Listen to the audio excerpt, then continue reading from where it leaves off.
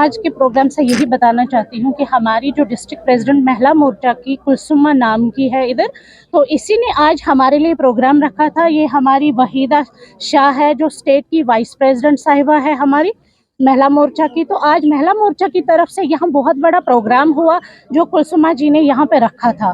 तो लोग भी बड़े शौक से आए थे, सुनने भी आए थे और सुनाने भी आए थे। तो कुछ जो एनसी वालों का किया धरा था वो हमने आज बहुत सुना, बहुत तसल्ली इन लोगों को भी हो गई है। तो तसल्ली से इनको पहले ही आते आते एक बंदा उठा, बेचारा बुजुर्ग सा, उसने बोला मुझे बड़ा धोखा दिया एमसी वालों ने।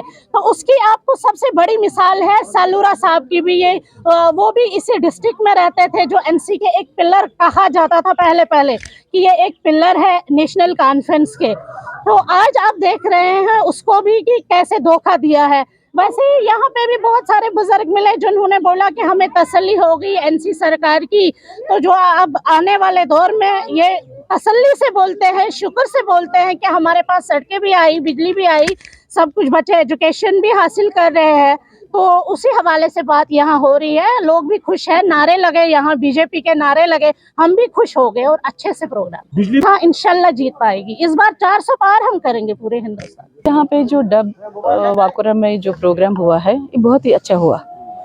लोग जोक दर जोक बीजेपी ज्वाइन करना चाहते हैं और पहले भी किया हुआ है और गांधरबल से आ रहे हैं। गांधरबल के लोग अपनी सोच बदल रहे हैं और ये इस वजह से नहीं कि मतलब मोदी जी ने कोई खास चीज़ यहाँ पे दे दी है। लोग खुद अपने हालातों को बदलना चाहते हैं और यहाँ का सिस्टम चेंज करना चाहते हैं, क्योंकि पिछले 35 सालों से या 1947 से जो धोखे में रहे लोग, मिसगाइड किया गया है सियासतदानों की वजह से। हमारा तबका खराब हो चुका है, हम किसी नेशन में नहीं रहे और हमारे बच्चों की मुस्तकबिल खराब हो चुका है।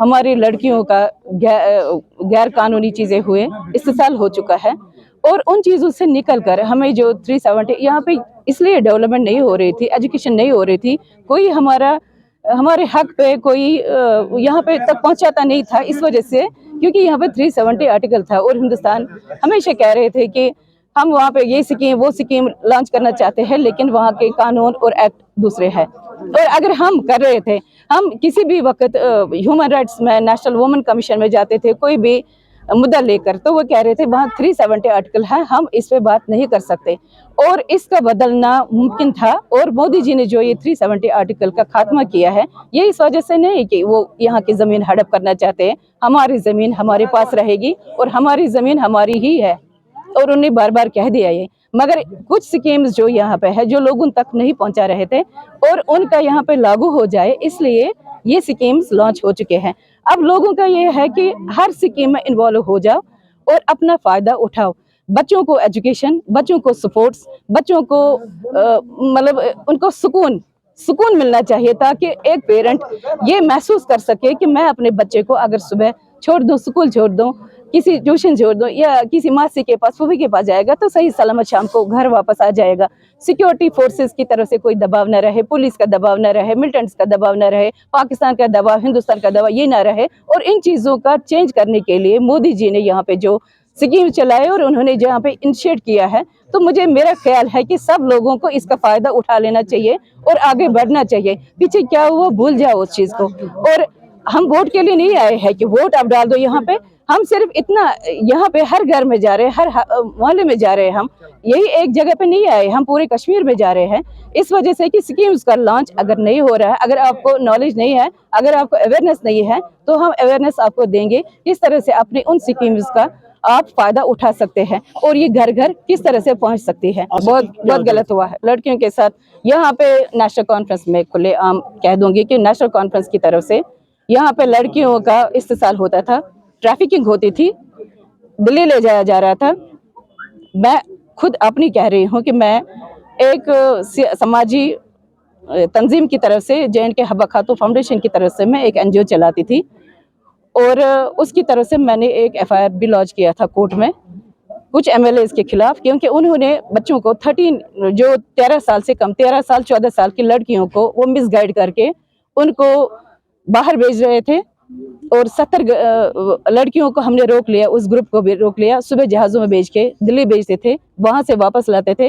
और यही सबसे ज्यादा सेटबैक रहा यहाँ पे। अगर 90 में मिलिटेंसी हुई तो 96 तक खत्म करने की कोशिश की फिर से हिंदुस्तान ने, गवर्नमेंट ऑफ इंडिया ने, और हालात बदल गए और नेशनल कॉन्फ्रेंस यहाँ पे फिर से वजूद में आई। और जो उसके बाद जो मिलिटेंट्स थे, जो मुजाहिद यहाँ के थे, उनके घर वाले जिनके पास मर्द नहीं था, घर में भाई नहीं था, हस्बैंड मर चुका था, भाई मर चुका था, बेटा मर चुका था, जब भी वो किसी एडमिनिस्ट्रेशन के पास, एमएलए के पास जाते थे, वहां पे इस्तेसाल होता था उनका। और जब उसको चेंज करने के लिए, और ये कानून में कितनी बार हमने ये नोटिस में लाया हुआ है कि एमएलए जो यहाँ पे करते हैं और एडमिनिस्ट्रेशन यहाँ पे करते हैं, और इस चीज को बदल जाना चाहिए। लड़कियों का जो हक है वो 2 बजे रात को, आज मैं कहती हूँ, लड़कियां हमारे बच्चे, हमारी बच्चियां अगर 2 बजे रात को भी बाहर निकलना चाहेंगे, उनके साथ कोई छेड़छाड़ ना करें और उनको अपने हक, जो उनके हुकूक है, वो दिए जाएं। हमारे 2 लाख के करीब यहाँ पे बच्चे, हमारे भाई मर चुके हैं यहाँ पे, जिन्होंने अपनी जानें दी है। उन्होंने इसलिए नहीं दी है कि यहाँ के जमीन, जिन्होंने गलत रास्ते पे जा रहे थे, सियासतदानों की वजह से जा रहे थे, अपनी जानें गंवाए। अपनी हमारी माओं ने अपने बच्चों को खोया है, हमारी बहनों ने अपने हस्बैंड को खोया है, और उनके घरों में अंधेरा हो चुका है। 2 लाख से ज्यादा लड़के हमारे यहाँ पे मर चुके हैं, जिनका कोई वजूद ही नहीं। सिर्फ वजह ये था कि उनके बेटियां और उनकी बहुएं, उनके बच्चे गलत रास्ते पे जा रहे हैं और उन्होंने अपनी जानें दे दी। और मैं बीजेपी के साथ, वसूख के साथ कह सकती हूँ कि मैं बीजेपी के साथ हूँ, और मेरे होते हुए ये नहीं हो जाएगा, और मैं उसको रोकने की कोशिश करूंगी।